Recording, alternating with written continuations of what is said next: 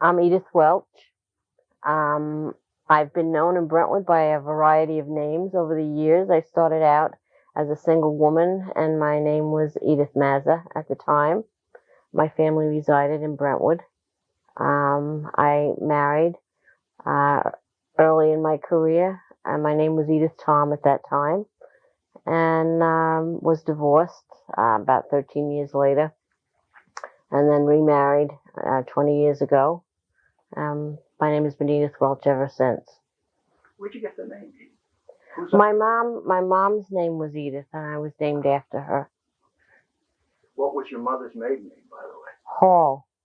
Yeah, my mother's family was from Nottingham, England, and my father's family was Calabria, Italy. So it was rather interesting history for them. You've had quite an international flavor and experience in your family. Yes. With the last name Tom at one point also. Oh, right. My first husband was Chinese. Right. So it's been quite a mixture. You're currently married to Mike, right? Who's Irish. Whose heritage is Irish. Are there any children? Yes. Well, Michael has 3 children. He has 2 girls and a boy, and I have a daughter, Jane. How about the names of all the kids? And tell us a little bit about Mike's children. The oldest one is Karen. She's currently divorced and has a daughter of 12, who's my granddaughter, Shannon. And he's got a second daughter, Eileen, who works in Brentwood. In fact, right now is department head of math at the high school in Brentwood. And he's got a son, Brendan. And Brendan is currently in property management in right outside of Atlanta, Georgia. We have a grandchild with Brendan and Sherry. His name is Nicholas, and he's just going to be 2 in November. We're excited about going down to see him around November. I was just going to ask you how much visiting going on. Yeah. And I have a daughter, Jane, and Jane is currently working at South Middle School as an English teacher. She enjoying herself, I hope. Yes. Oh, she really enjoys working for Kevin. I mean, she just feels like she's been very, very fortunate to have him as her supervisor. Tell me about the particular abilities, talents, or qualities that you see in all of the kids at this point. Well, Karen is in charge of a computer program, the computer programs in Three Village School District, and has a really good technical education knowledge, in terms of what's happening in the area of technology and computers and so on. She's also a very warm, caring person and a dynamite mother. My granddaughter is just a charmer. In fact, she was in a production this summer. They had a play, a theater production that the school put on. It was her first time ever on stage, and it was really quite an exciting event for her. And Eileen is an assertive female, very bright, very creative, and has been very successful so far in her career. Her husband is an absolute gem of a man. He's in the insurance business, and we love him dearly. Italian. It's funny, Karen's new boyfriend is Italian also, so it seems the Italian-Irish seems to go together pretty well in this family. When you look back at your family background, and Mike's for that matter too, do you see any historical thread that runs through the qualities or the interests of this current generation? Well, it's interesting that none of them have wound up in the career that they started out in. None of them wanted to be teachers because their parents were teachers, and 3 out of the 4 are currently in education. Someplace along the line, they realized that that's really where they belonged. My daughter just recently entered education. Last year was her first year. She went through. She worked in the business world for a number of years as a salesperson for Cisco Foods, and She also did a lot of work in restaurants and in hotel jobs, and was very successful in everything that she did, but was really not sure what she wanted to do for the rest of her life. And I think she's found her niche now. And we haven't talked about all of them now. Who else have you? Brendan is the one that's in Georgia.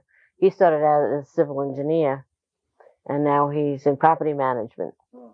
And he started in New York, and then moved to Georgia, mainly because he and his wife wanted to buy a house, and they just felt that the prices on Long Island and in the New York area was such that they could never afford to have the home. And they have a gorgeous home now in Georgia, and it was very reasonable price. Too young to have chosen a career path. Right.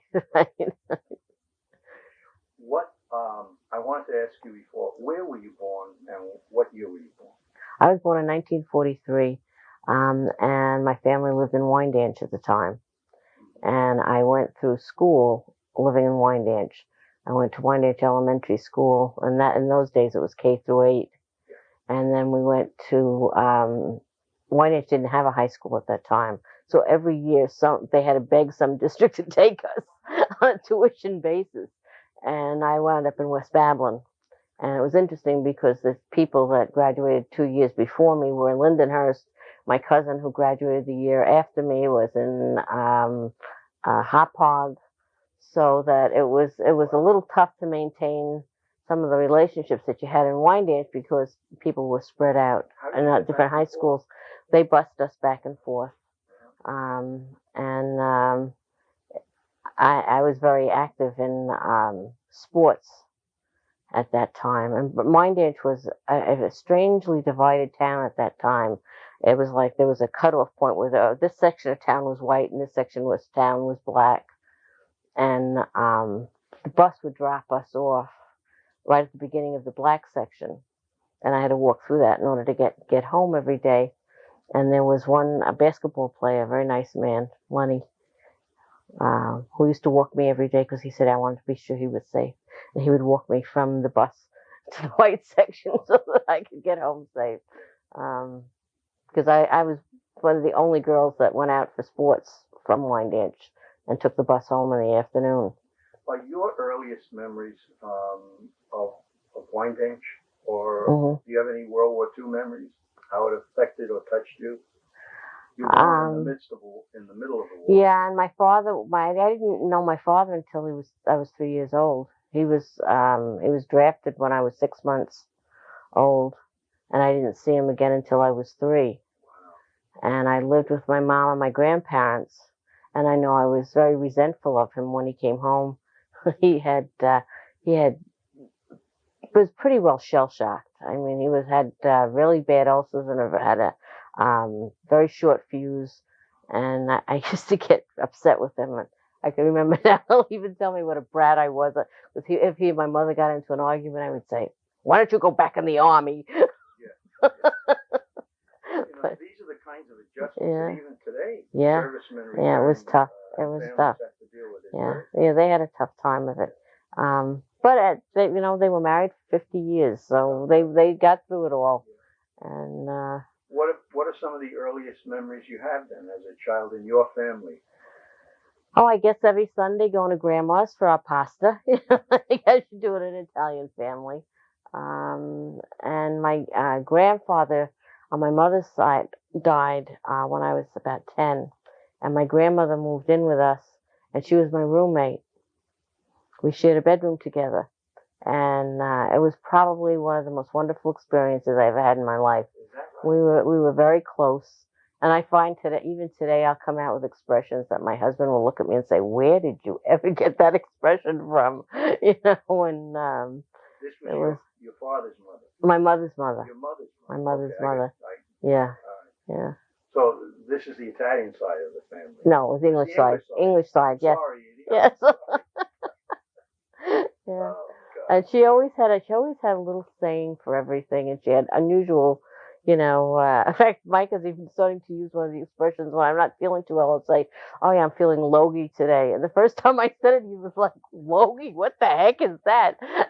He said he was was out someplace one day recently. He said, "Well, you don't look up to par." He said, "Yeah, I'm feeling a little low." He said, after I said it, it was like, "Oh my God, where did that come from?" Where in England was she born? She was born in Nottingham. Have you ever been back or ever gone? I've been to England, but it was interesting. I haven't met my mother's family in England. I met them in Australia. Oh. One of her cousins was in somehow wound up going into the service in Australia from England and stayed there. And he was still alive, and I didn't know anything about him until my mother died. My father said to me, would you do me a favor and please write to your mother's cousins in Australia to tell them that your mother died?" And I said, "I didn't even know I had any relatives in Australia." So I wrote to them, and I said, "I don't know who you are or how you related to me, but I would like to know more about the family." And he wrote and explained how we were related and so on. And then when Mike and I were going to Australia, I wrote to him and said I would really like to meet him. And he met us in Melbourne, and we spent one day together. It was really nice. And I was glad I had the opportunity because unfortunately he died about 3 months later from cancer. Yeah, so. How old was your mother? She was 75. Yeah. And your grandma? My grandmother was 86. 86 she was when she died. Tell me what your mother loved to do. What gave her pleasure? My mother was very much a family person. She liked to cook. She could. My grandmother was a tailor, so she taught my mother. And my mother was the only one of her daughters that really took to sewing, and made lots of clothes for us as we were growing up, coats and hats and dresses. And she really enjoyed, doing things like that. My memories of wine dancers, going out in the afternoons and going blueberry picking, and then coming home and making pies and that kind of thing. Do you have any knowledge of your father's family history? Yeah, it's interesting. My father's family came over. Father came over first from Italy with a friend. His name was Rocco, and the two of them started with a pushcart business in the city. Where did he leave from? Where was he from Calabria, Italy. Okay. And they came to America, and they had a pushcart business for a very short period of time until they found out that there was farming out on Long Island. And they went from there to Long Island, and there was a gentleman that he worked for a number of years. And if you stayed like for a year with him, he would give you a little piece of property, maybe a quarter of an acre. And if you stayed another year, and in time, my grandfather got enough property so that he could build a home for his family. But Rocco had a sister, and my grandfather had a sister, and they both sent for their sisters so that they could each marry the other one's sister. They'd never met the sister, but they sent for them from Italy and wound up marrying each other's sisters. And there's a close relationship. Yes. And how'd that work? And what's really funny is, we've stayed on both sides of the family, because I will say, he's my cousin on both sides, and he's my mother, my grandmother, and my grandfather. I try to explain it to Mike, and he's just like, please, I whatever. But it's like, so they were my father's cousins. Now we're down to like the fourth generation from that. Yeah. And I'll say, well, that's my father's cousin's son's little girl. And we're going to the christening. And they'll say, how are they related to you? I don't know. They're just my cousin. And we get together. We just had a party this summer, and there were over 80 people there. 2 families couldn't make it, which was unfortunate, but there were over 80 people that were all related. Where did you have it? At a cousin's house. She just invited everybody over for a reunion. And what are some of the earliest memories you have of your father coming back from service? Yeah, and I remember he built our home board by board. I mean, I remember when we were living in a house in West Babylon, and while he was building the house, we would be going back and forth. And I can remember he finished one room, and he kind of closed it off so that we could live in that one room as he progressed and built the rest of the house, and we moved to the rest of the house as it was being finished. And I still once in a while drive by there when I'm in Wyandotte, because he's still a member of the fire department there. He's been a member of their fire department for over 60 years. How old is your dad? 85. God bless. Yeah. Then he just has a new girlfriend. He's still hunting, still playing golf. I mean, you were an only child? no, I have two sisters. Tell me about them. My sister Joanne is 6 years younger than I am. She's currently a nurse in the East Kindergarten Center. And my sister Nancy lives about a block from me. She's 9 years younger than I am. And my sister Joanne has two children who are grown. One of them is a speech therapist out in the Hamptons. And my other sister has three girls. One is a biologist for the county. Suffolk County? Suffolk County, yeah. She's been doing research on Lyme's disease and what was the other thing she's working on? I don't remember. But anyway, she's married to a teacher that works in Three Village. And her second daughter is a nurse in East Northport Schools, taking care of a handicapped child there. And her third daughter is currently in college, studying to become a teacher. So, wonderful. Your family speaks to one of the paradoxes about Brentwood. We are accused of nepotism so often, and yet we are also very proud of the sense of family that we have. And I think that it's that sense of family that has worked to such a positive degree in our experience. Absolutely.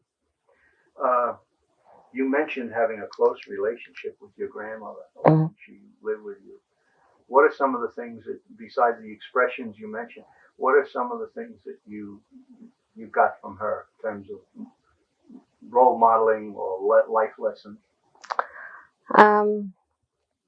I think from both of her and my father was to be an independent person, and to be an assertive person. My grandmother was outspoken. She spoke her mind, and she always encouraged other people to do the same. She had a great sense of humor. And I think the joy in life. I mean, she enjoyed living. I take it you had a very wonderful childhood. It sounds like. Yeah, I did. I had a great child. I was very fortunate, and family has always been a very significant part of our lives. You know, and our family's always been very close and close in distance and close emotionally. Was there anyone other than immediate family, like parents, grandparents, and aunts and uncles and so on, that were adult influences of a formative nature in your early development? Some of my teachers, I think. Yeah, in fact, it's interesting because I worked in the school nurse's office when I was in high school, and she was one of the ones that encouraged me to get into nursing because I was really floundering. My math teacher was trying very hard to get me to become something in math, because I liked math and I was good at it. But I really didn't want to do that. And I didn't see myself being a teacher, which is interesting. Yeah. And I wound up in education. Yeah. But nursing did. You're a people person, just like some of the other folks you've described in the family. But the nursing did appeal to me, and so I wound up at Adelphi. So that was your major career influence, or that person. Yeah. Do you remember her name? You know, Miss Dennis. Yes. Okay. It's funny, I never thought about what her name was until you just asked me. It just came out. You've made a lot of decisions in your life, both in your work and in your personal life. Was there a decision that was, in your mind, one of the toughest ones you've ever had to make?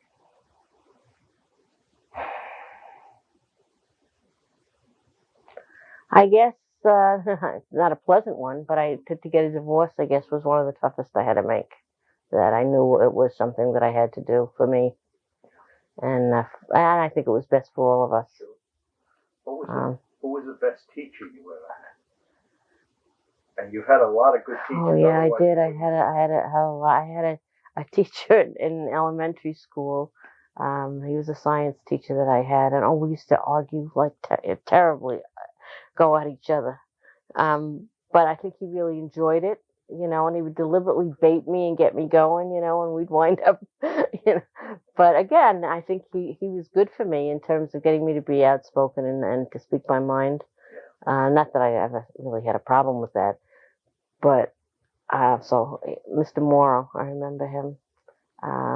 A phys ed teacher that I just loved, and I almost got to see him last year, except I wound up in the hospital when I was supposed to go to a party that he was going to be at. But a phys ed teacher that, the most important thing I think he did was he insisted that we learn how to dance.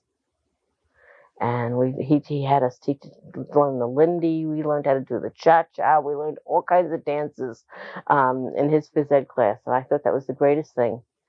And I still love dancing. And was there somebody? The math teacher, also the one that I mentioned before, was a big influence in my life in terms of encouraging me. At a different point in your life now, in either graduate or undergraduate work, was there a professor or a teacher that that stands out in your mind as having been important? None that I can think of.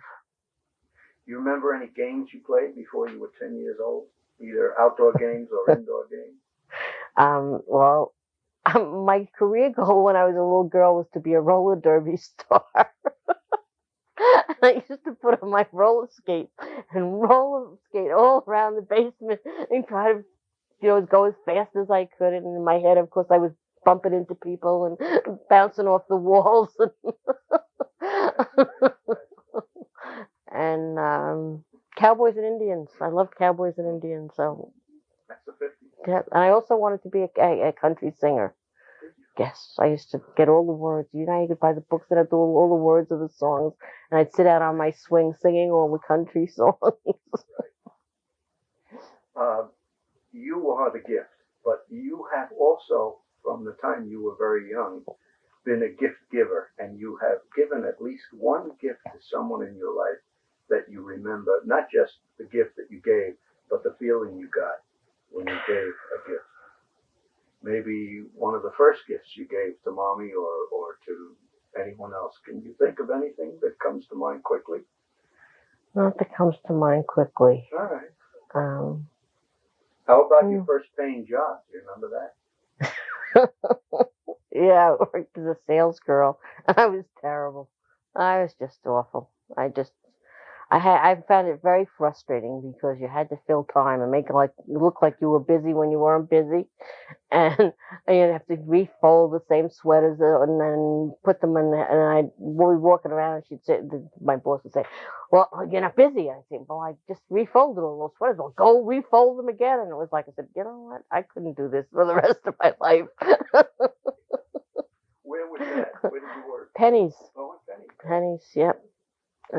What was the most important family holiday that brought everybody together? Christmas. Yeah, everybody got together for Christmas. Where? And it used to be at my house. Yeah, my cousins, everybody always came over to our house on Christmas, and we exchanged. The host and hostess. Right. Yeah.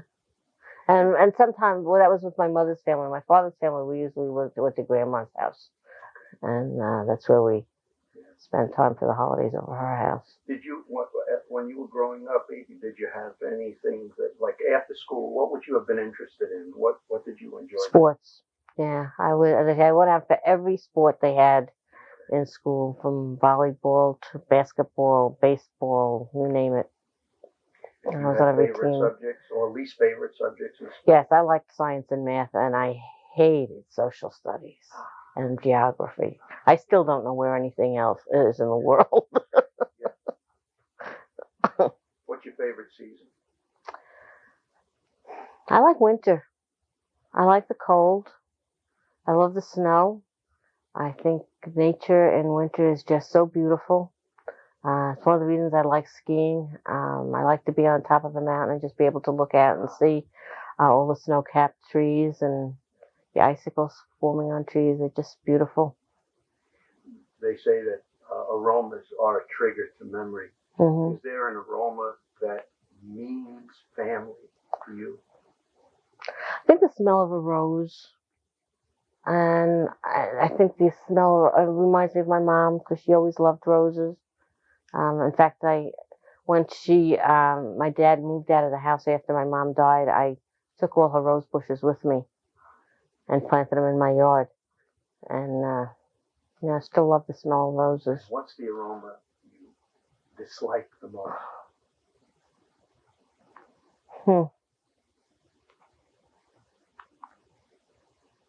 That's a toughie. I should say an aroma. As a nurse, that's a tough one. A lot of body odors that I just don't like.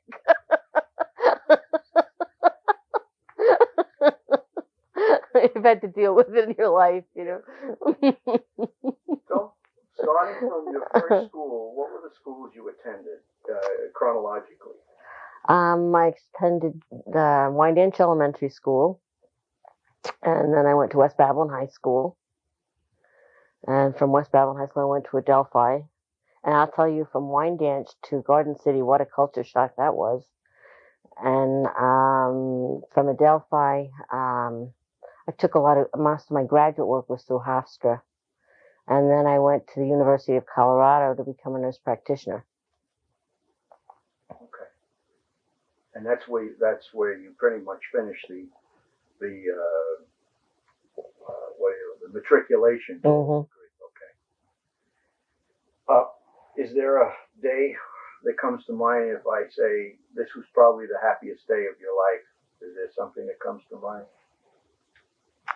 I think the day I brought my daughter home from the hospital because she was a preemie, and it was very touch and go as to whether she was going to survive. And I think the fact that I could really bring her home and know she was going to make it was probably the best day of my life.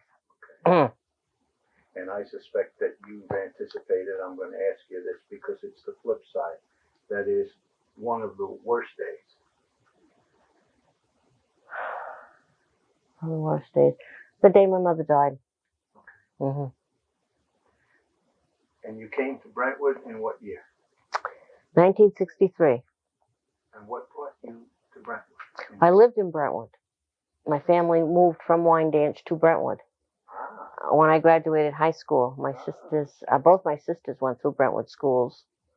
And at the time I was dating my first person who became my first husband, and he was a teacher. Now, when you mentioned your sisters went through the Brentwood Schools, there was a Brentwood High School at that time? Yes. Well, when they came, Joanne, because there's a big difference in our age, she was in Northeast Elementary School. And I guess she was in around 4th or 5th grade. And my youngest sister just started kindergarten, so she went all through the Brentwood Schools. All the way through high school? All the way through high school. Was a high school. Yes, there was a high school. Mm-hmm. Okay.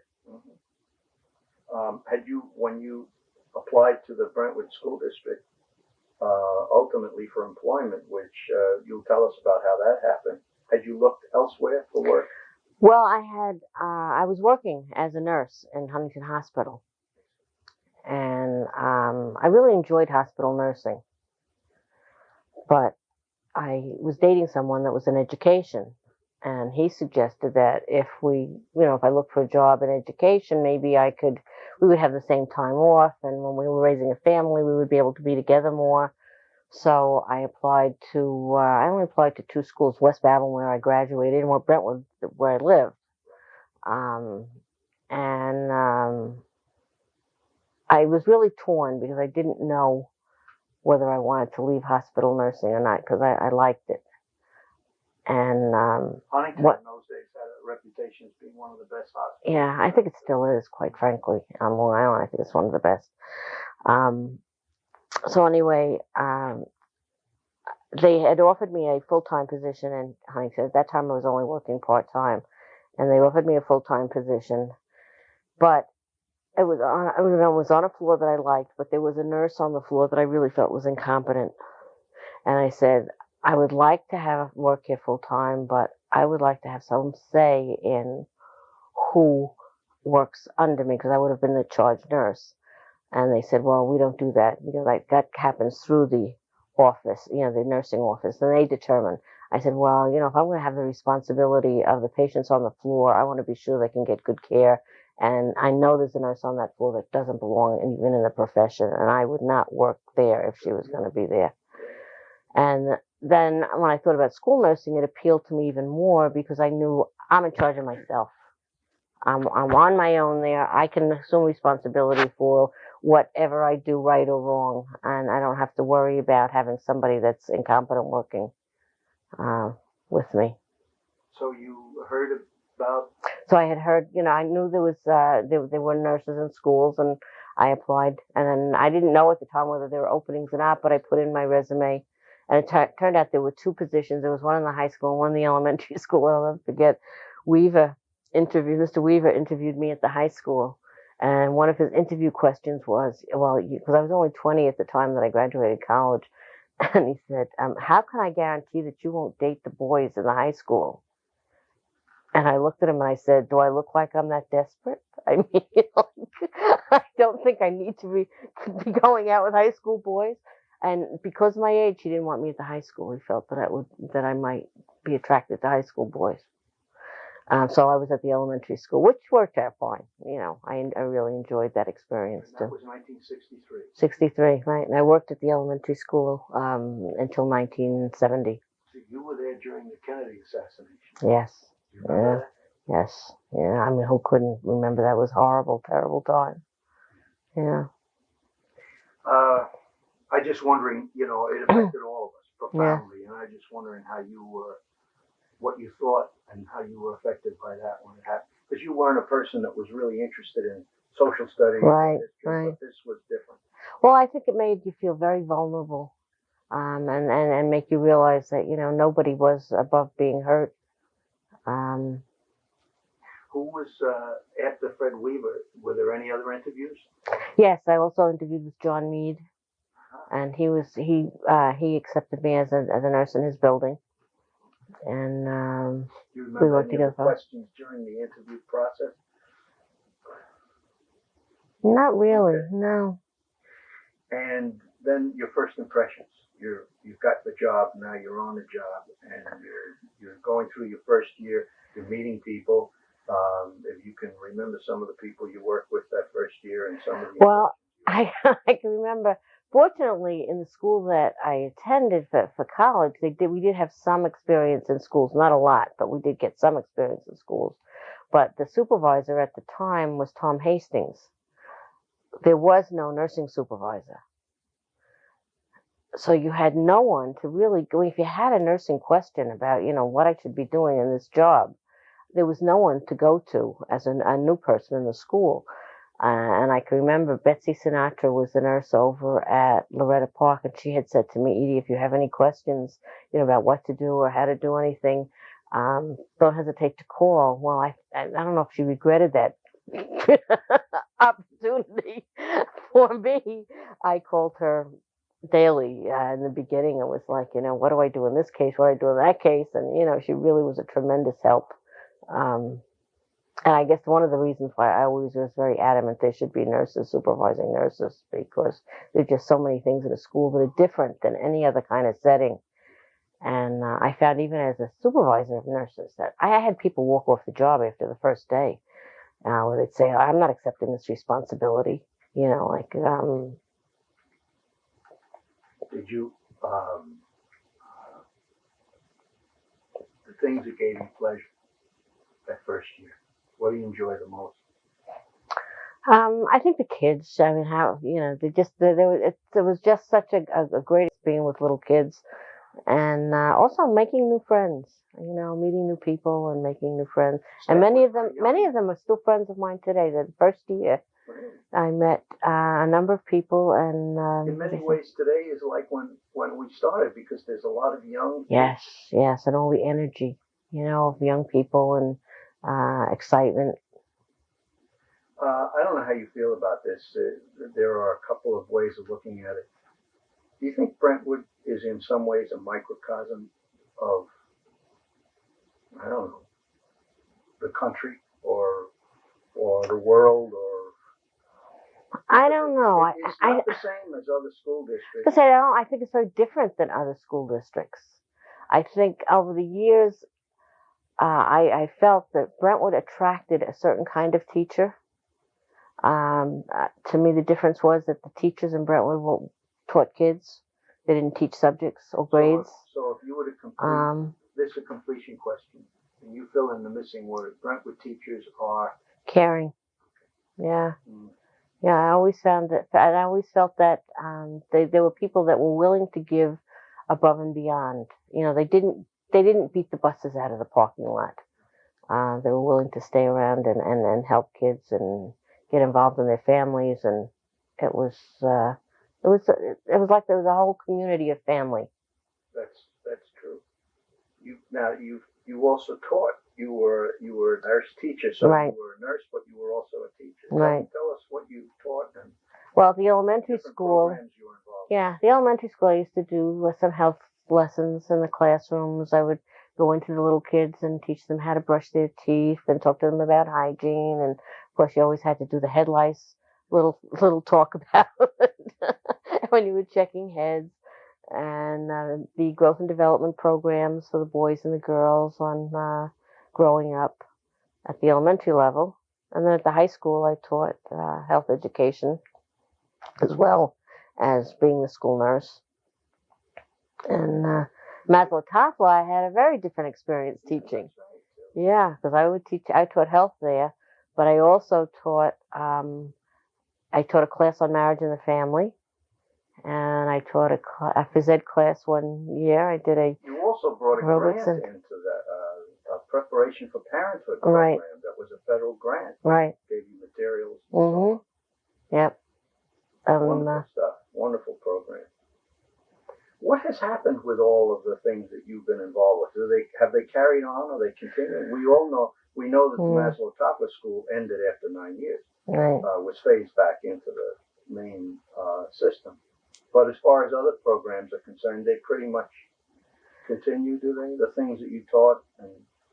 Some of them. Yeah, the growth and development program was one that we developed a curriculum for it eventually, and that's still going on in all of the elementary schools. I worked on the AIDS committee to develop a curriculum for AIDS education, and that curriculum is still being taught. I'm sure it's been adjusted some over the years, but that is still going on. I know I was involved in writing the grant for the drug counselors program, and we do still have drug counselors. I was involved in writing a program for the after school program. That would be Grace Duriggi right. doing that now. Mm-hmm. And the person who was doing the drug program for the district for a while. It was Dana Gutierrez, and Vinnie Duriggi is still doing drug counseling in the district. Those are the ones that I know that are still going on. Now those needs have certainly are different from the needs that students had when we began teaching. Right. It's a very different culture. And mm-hmm. Oh, and the pregnancy program, that was one that I started. Yeah, where the nurses meet with the girls who are pregnant and run classes on pregnancy. And kids couldn't come to school if they were pregnant. Right. Teachers couldn't come to school if they were pregnant. I can remember being told I had to leave when I was 5 months pregnant, whether I wanted to or not. Well, where did you get the preparation that for teaching, for student teaching, or for any kind of educational courses? Did you take them? I took them as part of my nursing program. We had to take electives, and I didn't know at the time that I was going to be doing this, but I did take courses on teaching. You as far as you were concerned, or was it learning on the job? A lot of it was learning on the job. You did get some, and mine was geared more to, teaching young mothers in hospitals and that kind of thing, how to take care of their babies. And so you had to do lesson preparation, but never a whole, at the high school, I wound up writing my own curriculum as I went along. Sure. So that leads me to another question then. You had a job description throughout your career, but you also had a purpose that made you get up every morning and go in and be there and do it. Can you try to put that into words? how you defined your own purpose? I liked doing what I was doing. And I felt I was making a contribution. Um, I felt that there were lots of very needy children, and that there was a lot that I could give to those needy children. Um, and I also could have helped find other people willing to give. And because you saw yourself as being there to meet needs of students, you were involved in creating a lot of programs. Right. Yeah, identifying what I saw as needs and then trying to find a way to fill them. Yeah. How about, you mentioned you still have contact with a lot of your former colleagues. Mm-hmm. What about students? Do you bump into any of your former students? Yes. Oh, one student I saw, it blew my mind. I was standing on line going to Foxwoods, and this woman approaches me and she said, "Mrs. Tom?" And I said, "Well, yes, I was Mrs. Tom." She said to me, "Do you remember me?" And I'm looking at saying, "Well, if you tell me your name, maybe I would." And she told me what her name was as a student. And I was like, wow, I was blown away because it was one of the first students that I saw coming from a very needy family. And she became my helper in the office. And eventually her family moved. I used to make home visits very frequently because her mother was limited intellectually, and I taught her mother how to iron. I taught her how to shop. I taught her everything because she was wanted to be a good mom, but she just didn't know how to do it. And we used to take over boxes of clothes for the kids, and it was really quite extensive involvement with the family. And then the family moved, but they moved to West Babylon, where my husband at the time was working, and he was a guidance counselor there. And I gave him her name, and I asked him to please, look after her. And he took her under his wing and helped her get through high school. So she had both of us. And she invited us to her wedding, and I hadn't seen her since. And now she's a very successful woman. And she introduced me to her friends, and she said something to the effect of, "This is probably one of the most influential people in my life growing up." She said, "You wouldn't believe how this lady helped our family." And I really felt good, because you don't know whether anybody really, whether you've really made an impact or not until somebody tells you like that. It was great. Did you ever keep in touch with any of your former teachers? Or a friendship with any of them, or contact with any of them? I did for a long while, and then I just kind of lost contact with them. Yeah, I say last year I was supposed to meet up with one, and I never did get to see him because I was ill. Now, when you were active, you were involved with a couple of professional organizations, I would imagine. You were a member of BTA. Yes, I was very active in BTA. In fact, you were active. my very first year, I was in the district 6 months, and they was like, "We need to have somebody as a representative from our building." And I'm like, "I don't know anything about this stuff." Oh well, they roped me into being a building rep. So my first year on the job, I was a building rep. So you went to the House of Delegate meetings and all that. And then what were some of the big things that were happening while you were active with the BTA? Well, there wasn't Were you on any committees? Did you actively work on any committees? Eventually, I did. Yeah, I chaired the grievance committee for a number of years. But when I first started, there wasn't. Now I think, what is the law that gives you the right to negotiate? The Taylor law. There wasn't a Taylor law, and you were going in and begging for a $200 raise, very, we'd have all these meetings to try to get, people out to the community to get them to understand our plight. And, it was really tough to get a raise in those days because you didn't have to negotiate. I mean, it was either yes or no. You were going to get it or you weren't going to get it. There was also the time that we picketed over what was central administration. Right, yeah, I remember doing that. Right before there was a strike was avoided. Because a settlement was reached at the last minute. And then there came a point where your career path sort of took some steps. Talk about that. Well, I was, as I said, chaired the Teachers Grievance Committee, and I was very active in that in BTA.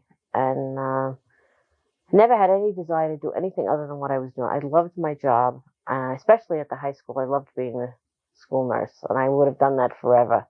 Um, but the person who was supervised the nurses at the time resigned over some disagreements that she had with the superintendent, and they would try to fill the job, and nobody would apply for the position.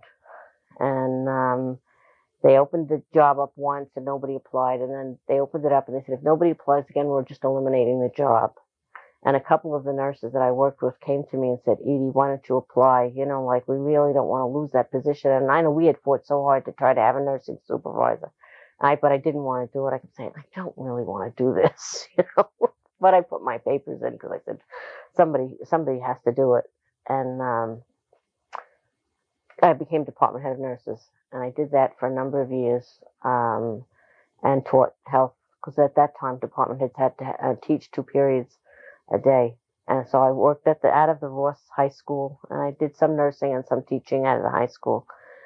And then as people retired, I became the person who got their jobs. George Klein retired, and Guy decided to eliminate one of the 2 positions, and he said to me, basically, they're going to combine the 2 jobs. If you apply for it, you'll be given strong consideration. If you don't, you're probably going to lose your job. So he said, oh, I think I'll apply for that job. And I did get the job. And then that's pretty much what was happening everywhere. Yes. And then when Dr. Walden was retiring, they were again just trying to decide what to do about the job. And Frank was superintendent at that time. And I knew that Moses was and Frank were both certified in attendance. And I suggested to the superintendent that, you know, maybe they could switch it around and give me the other job and let one of them take, because I don't think there was anybody certified in the psych social work department at the time to take that job. And he was responsive to that. Okay. And Moses applied and then was appointed, and I got that job. What was your last responsibility then when you finally approached? Well, when I was in charge of nurses, psychologists, social workers, the AIDP program. I also was kind of like a liaison person to the after school program. Had a lot of responsibility. Central administration. Right. At that point. Okay. I'm going to jump ahead, Edie, because we're running down on our time. So, what was the actual date of your retirement? January 6th, 1997. 97. Yeah. What you left in the mid-years? Yes. My birthday was then. Okay. It was on my birthday that I left officially. Something that you were most proud of that you accomplished? I think being able to bring money into the district through grants. I think over my career probably was over $1 million. And some of the programs and hiring staff that I was proud of. What was the total number of years that you were in? 34 plus. Do you remember your first year's salary? And that's before? Yes, $5,200. Why did you decide it was time? I didn't want to work anymore.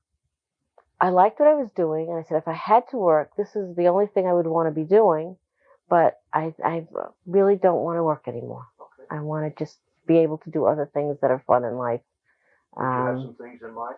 Traveling, which I've done a lot of, yeah.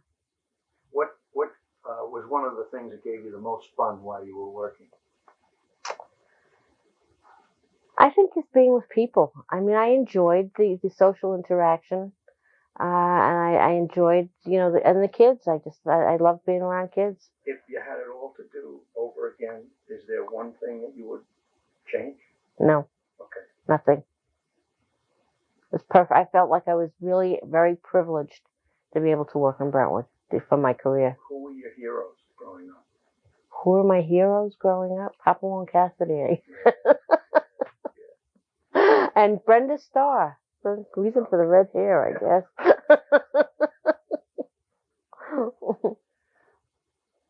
There are a lot of things that we don't miss about our work, but there are some things we do miss. I wonder if you can mention one thing in both categories. I don't miss the politics. That was always very stressful. I do miss the people, my colleagues, and I do try to maintain contact with them as much as I can because it was wonderful people that I worked with. I hope I didn't ask you this before, but I don't think I did. If there was one thing that you could have accomplished before you left that you either couldn't get done or didn't have enough time, or there wasn't an opportunity to do it before your retirement came around. Can you I think? don't think so. No, I think one of the beauties of Brentwood was that you had a lot of to create, and I always was very thankful for that opportunity. If you could wave your magic wand and make three things happen for the kids and for the district, what would they be? Smaller class sizes, and more money to be able to do the kinds of programs that need to be done.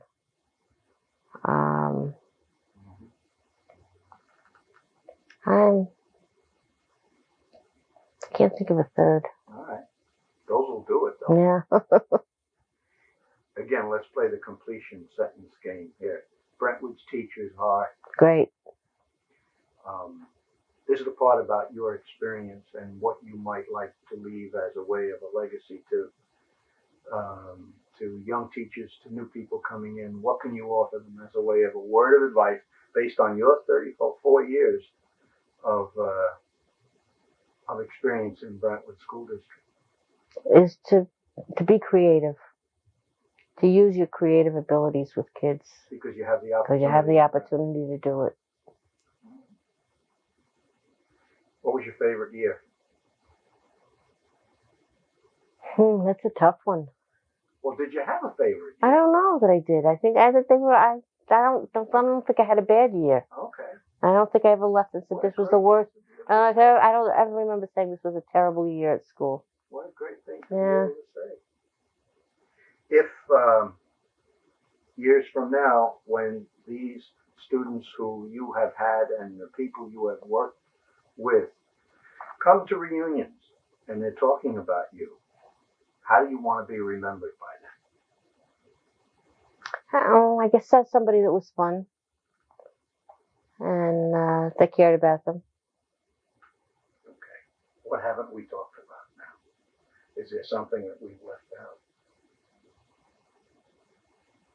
I know we're going to sit and we're going to say, I should have said, I could have, I forgot, but I don't want to leave something that I didn't know enough about. How about, let me ask you this, because it comes to my mind. Your recollections of Guy as a superintendent and as a friend. What do you remember about, or what can you tell us about him? He had very certain ideas. He knew what he wanted to do and how he was going to do it. I think the thing I respected most about him is he had a plan. He was always thinking ahead. It was never reacting to things that were happening because he knew what was going to happen. He had, planned it. He knew who was going to have what jobs 3 years from now. I mean, what buildings were going to be and where they were going to be. There was never this sense of, well, where is Brentwood going? Because you knew he had a plan. Edie, I've enjoyed this very much. I can't thank you enough for giving us the hour. And on behalf of R.O.B.S and all of us who will see this, just let me again thank you so much. Okay. Thank you.